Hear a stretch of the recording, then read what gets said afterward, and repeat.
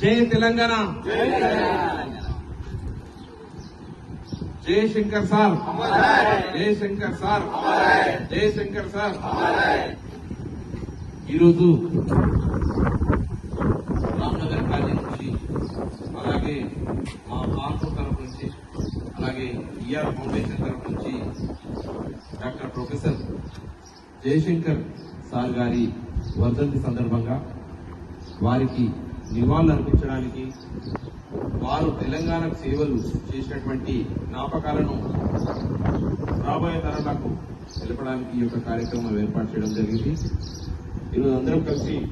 ఈ యొక్క వేదికను ఏర్పాటు చేయించినటువంటి రామ్నగర్ కాలనీ అధ్యక్షులైనటువంటి సుదర్శన్ చారి గారికి మరియు వారి యొక్క బాడీ మెంబర్స్ నరసింహన్న, శేషాద్రి గారు, విశ్వకర్మ సంఘం, అలాగే ఆర్మూర్కే తలమానికమైనటువంటి మా అన్న శంకరన్న, మాజీ కౌన్సిలర్ గారు మరియు మా బాబు గారు, ఉదయ్ రమేష్ గారు, ఇక్కడ ఉన్నటువంటి ప్రతి ఒక్కరిని ఇక్కడికి ఇచ్చేసి మన విలువైన సమయాన్ని సార్కు ఉన్నటువంటి నూతన్ శేఖర్ అన్న, సంతన గారు, కల్లూరు సురేష్ అన్న, రవీంద్ర రెడ్డి గారు, ప్రవీణ్, అలాగే అన్న సంతోష్ అన్న, మా రాంప్రసాద్ అన్న, అలాగే మన మిత్రులందరితో పాటు మరియు పెద్దలందరికీ కూడా మరొకసారి అందరికీ కూడా సార్కి ఇవ్వాలనుకుంటూ మన తెలంగాణ అయినటువంటి నవ తెలంగాణకు వైతాళికుడు అయినటువంటి గొప్ప వ్యక్తి శ్రీ కొత్తపల్లి జయశంకర్ సార్. వరంగల్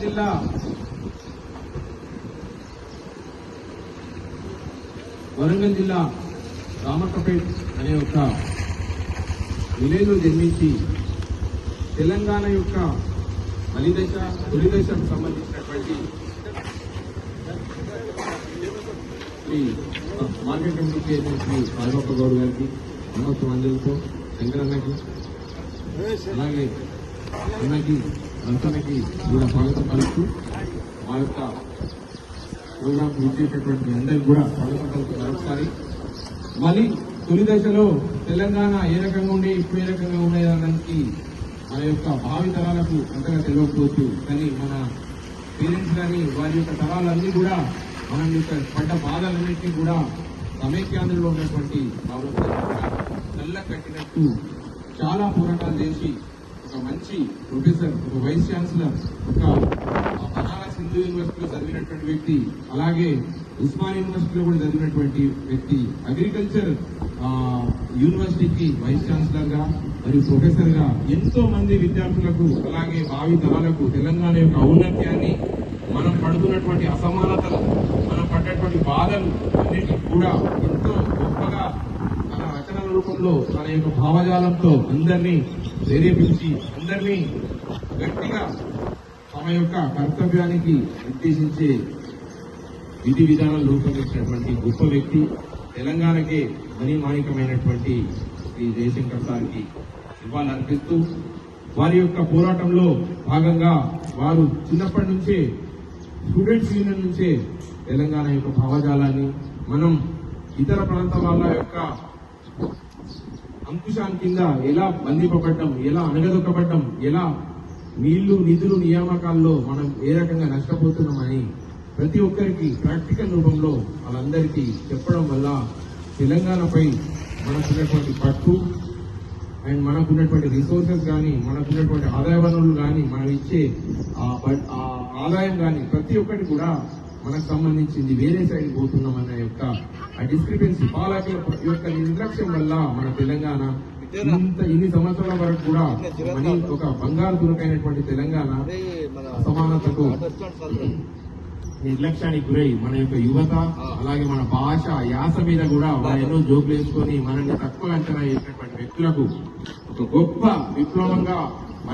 మలిదశ ఉద్యమంలో అంతకుముందు చెన్నారెడ్డి గారితో, దాని తర్వాత 1969 నుంచి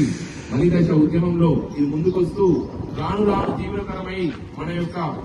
భావాలు ఏదైతే ఉన్నాయో లోపల నుంచి రగిలించినటువంటి స్ఫూర్తి ప్రదాత జయశంకర్ సార్. అలాగే వారి యొక్క యూనివర్సిటీలో కానీ విద్యార్థులకు కానీ కాకతీయ యూనివర్సిటీలో వైస్ ఛాన్సలర్ గా ఉంటూ అలాగే సికేసి కాలేజీ వరంగల్లో కూడా ఆయన ప్రొఫెసర్ గా నిర్వహించినటువంటి విధులు చాలా గొప్పవి. ఆయన వృత్తి ప్రొఫెసర్ అయినా కానీ ప్రవృత్తి నా యొక్క తెలంగాణ కోసం ఎట్టి పరిస్థితుల్లో పోరాడి మన సొంత స్వరాష్ట్రాన్ని స్థాపించుకోవాలని ఎలాగైనా సాధించుకోవాలన్న తపన, ధైర్యం, స్ఫూర్తి అందరిలో నింపి ఇప్పుడు మనం అనుభవిస్తున్నటువంటి 2014 సంబంధించినటువంటి తెలంగాణ సాకారానికి కంటే ముందే 2009లో గట్టిగా పోరాడడం వల్ల అప్పటి ఫైనాన్స్ మినిస్టర్ అయినటువంటి శ్రీ చిదంబరం గారి మాట ద్వారా తెలంగాణ రాష్ట్ర యొక్క ఆవిర్భావం గురించి పరిశీలిస్తున్నామనే ఒక మాట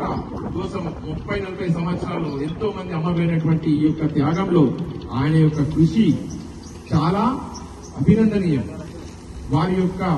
ఒక చదువుకున్నటువంటి ఒక విద్వాంసుడు, ఒక విద్యావంతుడు, ఒక మేధావి అయినటువంటి ఆయన యొక్క బాటలోనే ఎంతో మంది నాయకులు పుట్టుకొచ్చారు, ఎంతో మంది మేధావులు వచ్చారు, ఎంతో మంది స్ఫూర్తి ప్రదాతలు వచ్చారు, ఎంతో మంది తెలంగాణ సాయుధ